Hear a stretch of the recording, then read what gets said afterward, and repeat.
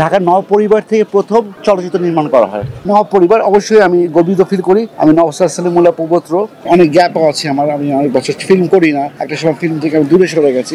আমার ইমেজে অথবা আমার স্টাইলে অথবা আমাকে দিয়ে যদি ওরকম প্রেজেন্টেশন করতে চায় আর যেরকম গল্প করে আর ওরকম গল্প ভালো লাগে, ওরকম যদি বলটা ওরকম আসতে হবে যেন আমি সিক্স মারতে পারি, আদারওয়াইজ আমি ডাক খেলার জন্য আমি খেলবো না। একটা প্রশ্ন রাখবো যে তুমুল জনপ্রিয় থাকা সত্ত্বেও কেন আপনাকে আমরা মিডিয়াতে দেখছি না, অভিনয় পাচ্ছি না?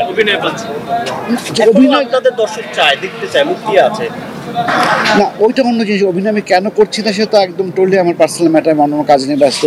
আর ফিল্মে আমি অনেক গ্যাপও আছে আমার, আমি অনেক বছর ফিল্ম করি না, একটা সময় ফিল্ম থেকে আমি দূরে সরে গেছি। আমি কখনো বলি না যে আমি ফিল্ম করবো না অথবা বানাবো না। আমার এখনও আমার খুব ইচ্ছা করে একটা ছবি বানাবো, একটা ভালো স্টোরি নিয়ে একটা ছবি বানাবো, প্রেজেন্টেশনটা ভালো হবে, দর্শকরা দেখবে, এনজয় করবে, মনে রাখবে। অবশ্যই একটা শিল্পী আমি অ্যাজ এ প্রডিউসার করেছি, আমি নাটক ডাইরেকশন দিয়েছি, তো ফিল্ম তো আমার ভিতরে আছে, আমি কাজ করতে চাই, কিন্তু সেটা সামনে করি আর পিছিয়ে করি, একটা সময় অবশ্যই আমাকে করতে হবে, আমি মনে করি ইনশাআল্লাহ। আমাদের ইন্ডাস্ট্রিতে বলিউডের সাথে তুলনা আমরা অনেক সময় করতে চাই এবং সেটা হয়েছে, আমাদের অনুকরণও তারা করেছে। আমাদের ইন্ডাস্ট্রিতে নবাব পরিবারের সন্তান আমরা সেটা দুইভাবেই ধরে নেই এবং সেই জায়গা থেকে আপনাকে সেভাবে আমরা সেই রেসপেক্টের জায়গায় আমাদের ইন্ডাস্ট্রিও দেয়।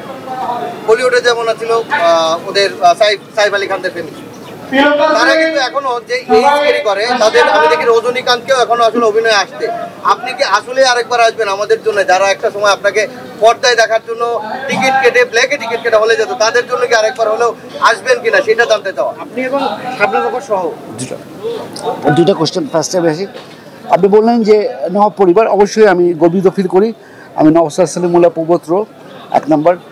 সেকেন্ড হলো যে বাংলাদেশের উপমহাদেশ, তখন তো বাংলাদেশ ছিল না, পাকিস্তানও ছিল না, তখন ভারতবর্ষ বলতাম আমরা।